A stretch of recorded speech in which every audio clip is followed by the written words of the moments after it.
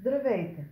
Започва третата част на поредицата как да си направим сирене в домашни условия.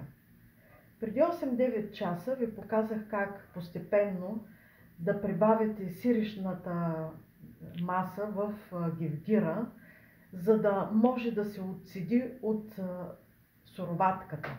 Ето какво се получи. Това е прясното сирене. Междувременно на няколко пъти правих следното. С ръка подлагах ръката и обръщах. И притисках след това, за да може максимално това прясно сирене, което се получава, да се отцеди от саламурата. А саламурата я сварих и прецедих и се получи много вкусна прясна извара, леко подсолих и е чудесна за консумация. Сами ще се убедите, ако го направите вкъщи. Така, сега следващата операция, която ще направя, е да разрежа прясното сирене. В случая го разрязвам на 4 парченца.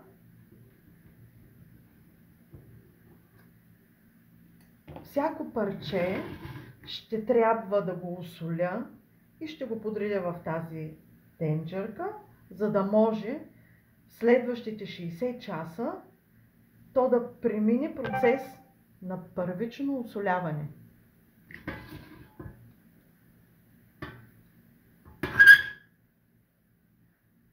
Показвам ви, трябва отдолу да се осоли, да се получи някакъв слой прилепен към сиренето. Залупвам го към дъното на тенджерката. Продължавам с всички останали парчета. И накрая ще осоля и отгоре, горната част на прясното сирене. Вижте, получила се леко еластична текстура на сиренето. Много е приятно. Не е редно прясното сирене, дори след първичното осоляване, да го консумирате.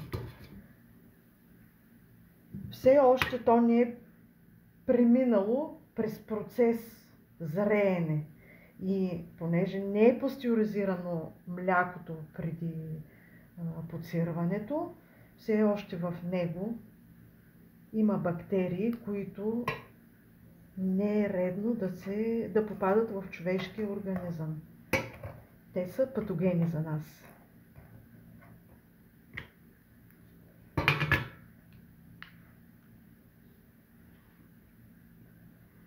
Преди тези 60 часа, които трябва да отстои по този начин осолено сиренето, вие можете да си направите саламурата, с която ще залеете сиренето, за да зрее следващите 2 месеца. Така, ето как осолявам и отгоре сиренето. Трябва да се получи плътен, лек филм с сол върху сиренето.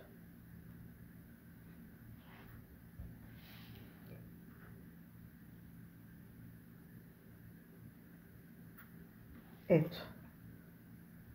Това ще го съхранявам в хладилник 60 часа. Това е за сега от мен.